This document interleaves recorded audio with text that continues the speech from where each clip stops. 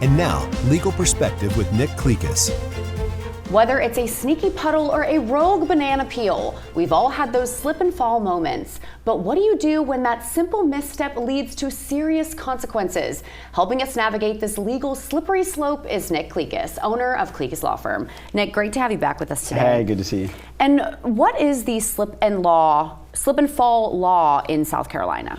Well, it's fairly complicated. It's not like your regular negligence case. So you have to be able to show that the person that's responsible either had actual notice or constructive notice. So what does that mean? So you go to the Harris Teeter and you're walking down the aisle and you drop a bottle of shampoo and I walk right behind you seconds later and I slip and fall and I get injured. They're not responsible because they had no notice. But let's say you drop that shampoo and you go to the front desk and say, hey, I broke a bottle of shampoo, you need to clean it up. And an hour later, I'm going out in an ambulance and you say, what happened? He slipped and fell in that shampoo. Well, they had actual notice. You told them and they failed to clean it up. What if you drop, I drop a shampoo bottle and I just leave it, which I would never do, but then it's there for like 2 hours. I didn't tell anybody, right? But then that happens 2 hours later. You would think that the store would have seen it, right? Or had some kind of notice that maybe they should clean it up. What happens then? That's the constructive notice. Okay. They knew or should have known that it was there. That's why you see, like when you go in bathrooms in places, they have the log to show that the guy has been there, or to sweep and mop or whatever. So you drop that shampoo and it's there all day and it's got shopping cart marks through it and it's dried around the edges and it's been there for hours and slip and fall.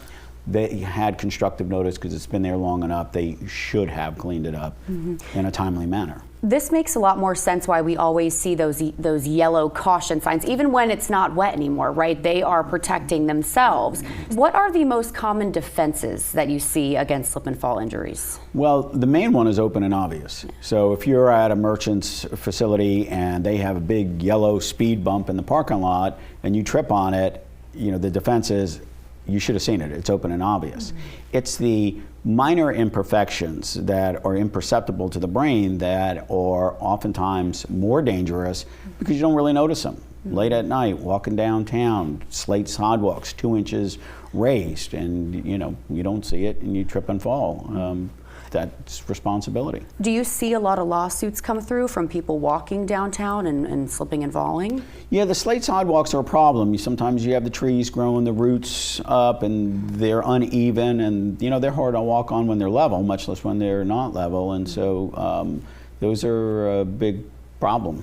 You mentioned that, and that brings up another question. If people are walking down the street, right, let's say not Charleston, let's say a different street, and they slip and fall, does it depend on the open and obvious defense if anyone is responsible for that? Yeah, so we're a comparative negligence state, so you have to take into consideration were you on roller skates, drunk, and had a blindfold on or a mask from Halloween? Obviously your recovery is going to be reduced by your comparative negligence, when otherwise it may be 100% recovery. Yeah. And then it also depends on what the status of your visit is. Are you an invitee, licensee, or trespasser?